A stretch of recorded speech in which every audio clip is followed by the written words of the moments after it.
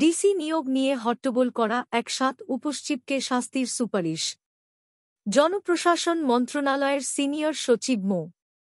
মোখলেছুর রহমান, জেলা প্রশাসক ডিসি নিয়োগ নিয়ে হট্টগোল ও বিশৃঙ্খলা করায় এক ৭ জন উপসচিবকে চিহ্নিত করে তাদের শাস্তির সুপারিশ করেছে এ বিষয়ে গঠিত তদন্ত কমিটি।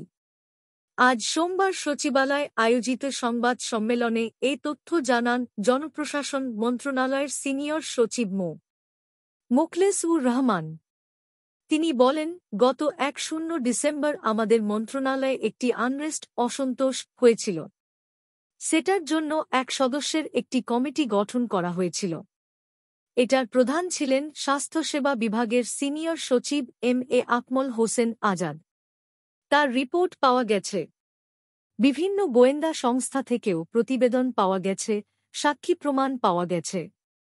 মোখলেছুর রহমান বলেন, এক ৭ জনকে তিনি আকমল হোসেন জিজ্ঞাসাবাদ করেছেন। ৩টি পর্যায়ে তিনি সাজেস্ট করেছেন কি কি ব্যবস্থা নেওয়া যেতে পারে।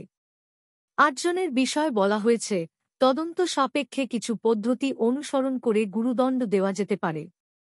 ৪ জনের বিষয়ে বলা হয়েছে, তদন্ত সাপেক্ষে বিধিবিধান অনুযায়ী লঘুদণ্ড দেওয়া যেতে পারে। আর ৫ জনের ব্যাপারে বলা হয়েছে, তাদের শাস্তি তিরস্কার দেওয়া যেতে পারে। তাদের সাবধান করা যেন ভবিষ্যতে এমনটি না করেন।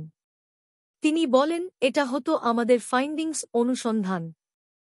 একজন সরকারি কর্মকর্তা যখন এই বিষয়গুলো ফেস করেন তখন অনেকগুলো স্টেজ ধাপ আছে, সেগুলো সময় সাপেক্ষ ব্যাপার। একটা পর্যায়ে দেখা যায় অনেকের সংশ্লিষ্টতা ছিল, আবার অনেকের ছিল না। আবার অনেক সময় দেখা যায় নিঃস্বার্থ ক্ষমা প্রার্থনা করেছে। এরকম হলে অনেক সময় আমরা সেগুলো দেখি। কমিটির সুপারিশ অনুযায়ী ব্যবস্থা নেওয়া হবে জানিয়ে মোখলেছুর রহমান বলেন, আমি ডিসি হতে চাওয়া ব্যক্তি, ডিসি হতে পারিনি, সেজন্যই এরকম একটা আন্দোলন মন্ত্রণালয়ের মধ্যে, এটা কেউ ভালোভাবে নেয়নি।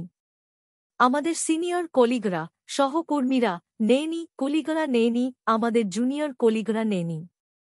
সর্বোপরি আপনারা নেননি এবং সত্যি কথা বলতে কি জনগণও ভালোভাবে নেয়নি।